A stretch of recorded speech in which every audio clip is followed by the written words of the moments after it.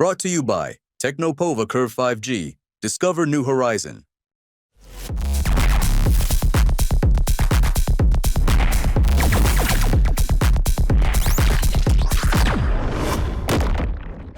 बिहार की सियासत में इन दिनों एक अलग ही किस्म की हलचल है।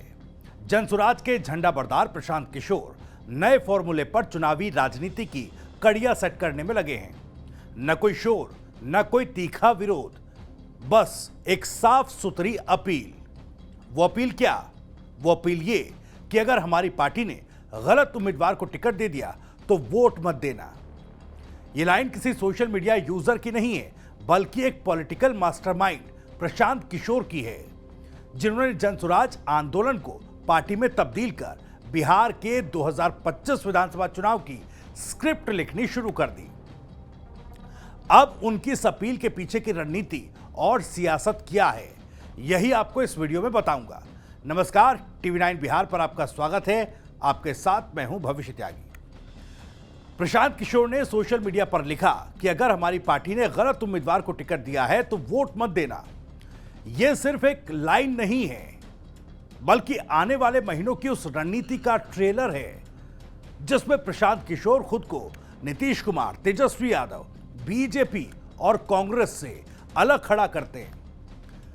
दरअसल आगे आपको हम समझाते हैं कि प्रशांत किशोर आखिर प्लान क्या कर रहे हैं, कैसे वो खुद को अल्टरनेटिव पॉलिटिक्स की ब्रांडिंग दे रहे हैं और क्या बिहार में वो एक नए तरह की राजनीति की नींव रख सकते हैं, जैसा कि केजरीवाल ने दिल्ली में एक वक्त पर किया था।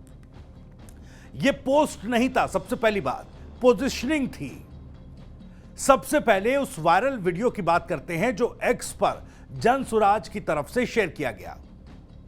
कैमरे के सामने बेहद सादगी और गंभीरता से प्रशांत किशोर ने कहा कि अगर हमारी पार्टी किसी गलत आदमी को टिकट देती है और आपको लगता है कि उसे वोट नहीं देना चाहिए तो मत कीजिए, मत दीजिए वोट। हम खुद भी अपील नहीं करेंगे कि उसे वोट दें।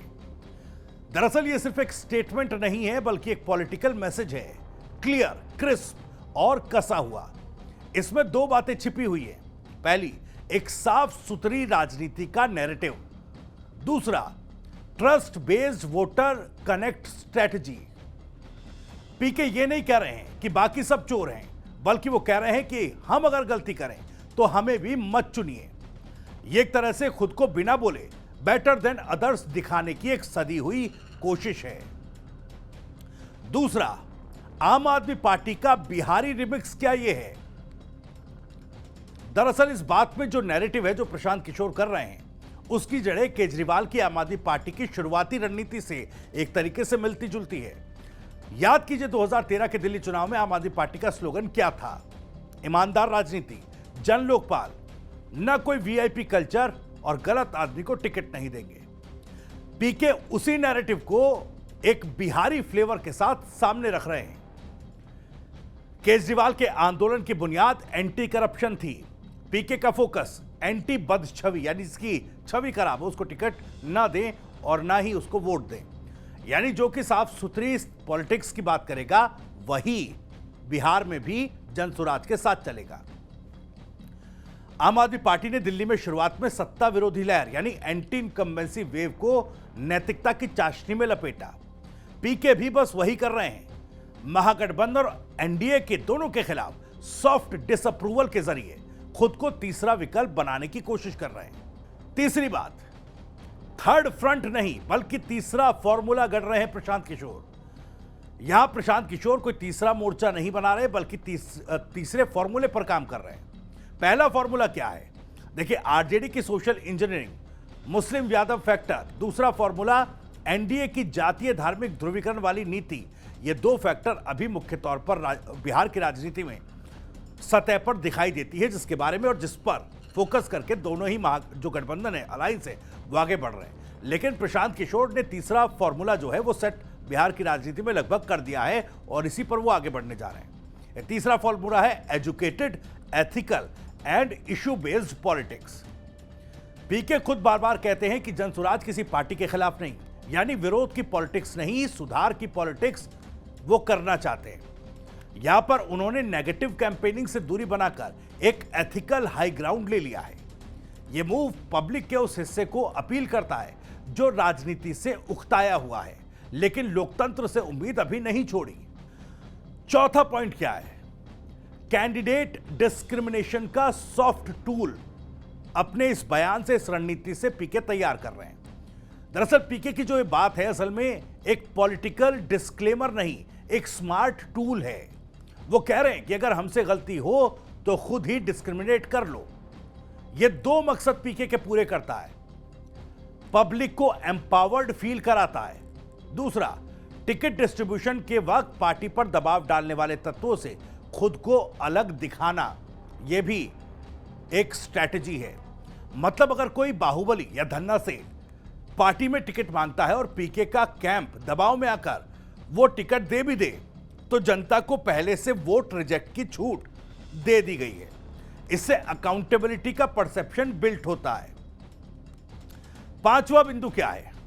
टारगेट ऑडियंस, पढ़ा लिखा ऊब चुका वोटर जो घिसी पिटी विरोध की राजनीति से ऊब चुका है, वो तबका, वो पढ़ा लिखा तबका इस रणनीति का मुख्य टारगेट है।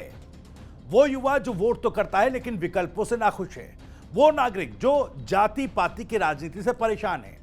वो शहरी और अर्ध शहरी वोटर जो विकल्प चाहता है पर उसे बिना शोर वाली पार्टी नहीं मिलती।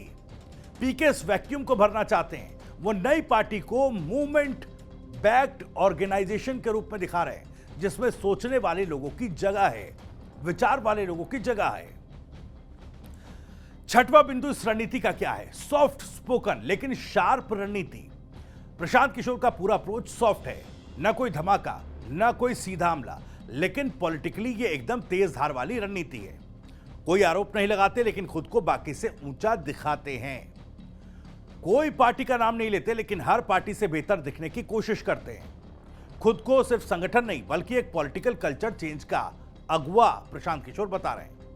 यह ठीक वैसा ही है जैसे अरविंद केजरीवाल ने आईएसी यानी इंडिया अगेंस्ट करप्शन से आपका ट्रांजिशन करते वक्त किया था। अब सातवां बिंदु देखिए, क्राइसिस है या मौका? आप यानी आम आदमी पार्टी और पीके में फर्क। जब हम आम आदमी पार्टी और अरविंद केजरीवाल की शुरुआती स्ट्रेटेजी को यहां पर बता रहे हैं किस तरीके से उस तर्ज पर चलते हुए प्रशांत किशोर अपनी रणनीति सेट कर रहे हैं, तो उसका फर्क भी समझना जरूरी है कि पीके की जनसुराज और आम आदमी पार्टी की यात्रा एक जैसी दिखनी जरूर है लेकिन फर्क बड़ा है। देखिए, जिस फॉर्मूले पर पीके काम कर रहे हैं उसके फैक्टर भी समझिए। आम आदमी पार्टी की बात की जाए तो उसका ओरिजिन जो था एंटी करप्शन मास मूवमेंट से हुआ था। ठीक वैसे ही जनसुराज का origin state specific grassroot campaign से हुआ। अरविंद केजरीवाल की छवि एक देखा जाए तो लीडरशिप इमेज जो है उसकी, वो एक्टिविस्ट सीएम के तौर पर बनी रही। वैसे ही प्रशांत किशोर पॉलिटिकल स्ट्रेटेजिस्ट के तौर पर उभरे हैं। और दोनों ही आम आदमी पार्टी तब की बात की जाए और अब जनसुराज की, तो रिस्क लेवल भी देखिए, रिस्क एलिमेंट भी देखिए। आम आदमी पार्टी के साथ उस वक्त भावनात्मक जोश जुड़ा था जो आम आदमी पार्टी को अगले से अगले पायदान पर लेता चला गया। वहीं इससे थोड़ा सा हटकर पीके ठंडी पर सदी हुई रणनीति पर काम कर रहे हैं। पीके कोई भीड़ जुटाकर जोश में फैसला नहीं कर रहे, वो ग्राउंड लेवल पर डेटा, ऑप्टिक्स और नैरेटिव को कंबाइन कर रहे हैं। यही उनका एज है। आठवां बिंदु क्या है? टिकट अनाउंसमेंट से पहले ही क्लीन चेक। यह जो बात पीके ने कही वो किसी उम्मीदवार की घोषणा के बाद नहीं, उससे पहले आया है। यानी पीके पहले ही संदेश दे रहे हैं कि अगर आप पार्टी, मतलब अगर पार्टी कोई गड़बड़ करे तो हम हीरो नहीं बनेंगे, आप ही फैसला कर लीजिएगा। यहां उन्होंने वोटर्स को प्री एम्प्टिव वीटो जो है वो दे दिया है। यह चीज बाकी पार्टियों से उन्हें अलग खड़ा करती है। नौवां बिंदु समझिए, क्या यह चलेगा बिहार में? बड़ा सवाल है, क्या यह नैरेटिव बिहार में काम करेगा? इसको भी थोड़ा समझते हैं। जेडीयू आरजेडी गठबंधन से मतदाता नाराज था, जिन्हें बीजेपी भी पसंद नहीं, वो मतदाता उस गठबंधन से नाराज हुआ था। जो पहली बार वोटर है, जो जाति के पार सोच रहा है, वो वोटर्स कहीं ना कहीं उनके साथ जुड़ सकता है, वो रणनीति उनके लिए काम कर सकती है। और जो जेडीयू आरजेडी के गठबंधन से नाराज जो वोटर थे, जिनको बीजेपी भी पसंद नहीं थी, उनके लिए एक विकल्प तैयार हो रहा है। पढ़ा लिखा मध्यम वर्ग जो विकल्प खोज रहा है, ये इस रणनीति के बिग प्लस है। लेकिन रिस्क फैक्टर क्या है? बिहार की राजनीति अब भी ज्यादातर कास्ट ड्रिवन है। लोकल कैंडिडेट्स और बूथ लेवल नेटवर्क अभी जनसुराज के पास मजबूत नहीं। वोटर ट्रस्ट तभी मिलेगा जब कैंडिडेट सिलेक्शन ग्राउंड लेवल से पार्टिसिपेटरी दिखेगा। ये तमाम चीजें हैं। 10वां बिंदु 2025 की स्क्रिप्ट में प्रशांत किशोर का रोल क्या है। प्रशांत किशोर अपने पुराने रोल कैंपेन मैनेजर से बाहर निकलकर अब खुद किंग मेकर बनने की या किंग बनने की कोशिश में हैं। उन्होंने जेडीयू, कांग्रेस, आम आदमी पार्टी सबके लिए काम किया, लेकिन अब वो खुद का ब्रांड बना रहे हैं। उनकी स्क्रिप्ट में कुछ साफ बातें हैं। No name calling, only constructive contrast, accountability by choice not compulsion, और एक हाइब्रिड मॉडल जो आंदोलन और राजनीति को जोड़ता हो। क्या बिहार में नई राजनीति की जमीन तैयार है? बिहार की पॉलिटिक्स में एक नई जमीन दरअसल तैयार की जा रही है, जिस पर नारे नहीं नैरेटिव बोया जा रहा है। प्रशांत किशोर इस जमीन को जनसुराज के जरिए जोत रहे हैं। उनका अंदाज अलग है, उनका एजेंडा साफ है और उनका टारगेट वही लोग हैं जो अब तक चुप थे, लेकिन अब राजनीति को एक विकल्प की तरह देखना चाहते हैं। यह आसान नहीं होगा, लेकिन अगर सफल हुआ तो बिहार की राजनीति में यह 2025 वाला चुनाव एक टर्निंग पॉइंट बन सकता है, ठीक वैसे जैसे 2013 का दिल्ली चुनाव था। खैर, इस वीडियो में इतना ही। वीडियो और जानकारी पसंद आई हो तो वीडियो को लाइक करें, ज्यादा से ज्यादा शेयर करें। आप भी इस मामले पर कुछ कहना चाहते हैं तो कमेंट बॉक्स आपके लिए खुला हुआ है। अपनी बात, सवाल और राय कमेंट बॉक्स के जरिए हम तक पहुंचा सकते हैं। बिहार से जुड़ी और भी तमाम खबरों को सबसे पहले जानने के लिए आप सब्सक्राइब जरूर कीजिए TV9 बिहार। नमस्कार। Brought to you by Technopova Curve 5G. Discover new horizon.